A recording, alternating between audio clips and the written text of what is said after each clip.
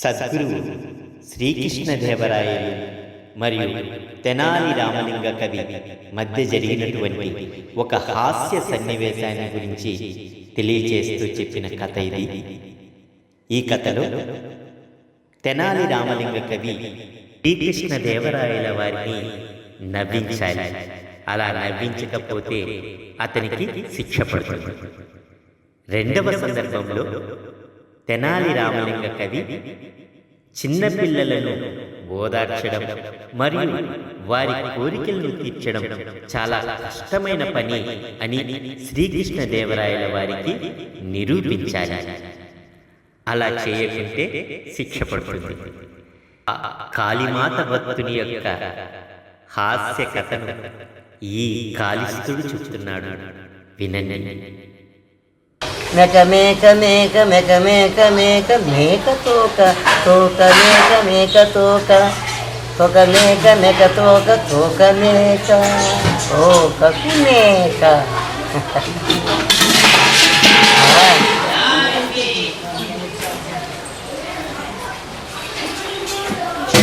ఆఖరు మీరు చెక్కే లోపల నవ్వించాల. నవ్విస్తే హారం.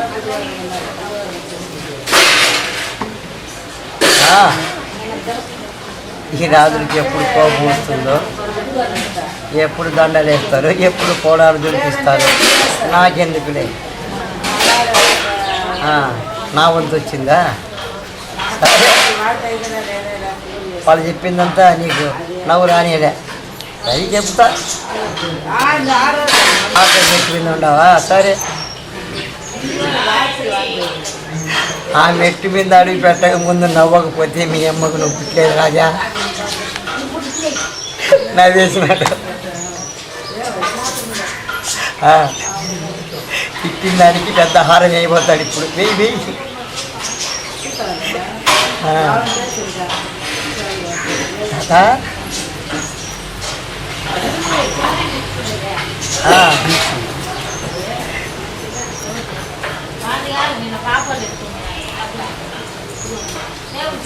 పిల్లకాయలు సంభాలించేది కష్టమని నేనంటే, అదంతా ఏముంది, ఏదో ఒకటి కొనిపిస్తే సంభాలిస్తూ ఉంటావా?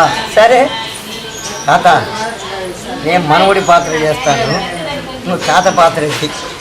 నేను ఓడిపోతే నేను చెప్పింది నువ్వు వినాలా, నువ్వు ఓడిపోతే నేను చెప్పింది నువ్వు వినాలా?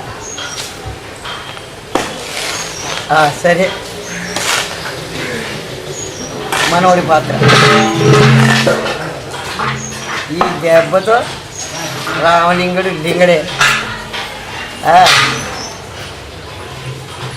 తాత తాత, నాకు ఆ పండు కావాలి. అంతే కదా మనవడా, తీసుకో పండు. తాత తాత, నాకు ఆ గిలక్ కావాలి. గిలకే కదా, తీసుకో మనవడా. తాత తాత, నాకు ఏనుగు కావాలి. ఏనుగురా, అది తొండంతో కొడితే మనం చచ్చిపోతాం. నాకు తెలియదు, నాకు ఏనుగు కావాలి. మనవడా, ఏ కొనిపిస్తాను రా ఈరోజు. ఏనుగురా, నాకు ఇప్పుడే ఏనుగు కావాలి. ఏనుగు కొనిపిస్తాను రా. దాన్ని పట్టుకొని పోయేదానికి మనిషి కావాలి కదరా. కాదు, ఏనుగు నా జేబులో పెట్టాలి. ఏనుగు నా జేబులో పెట్టాలి.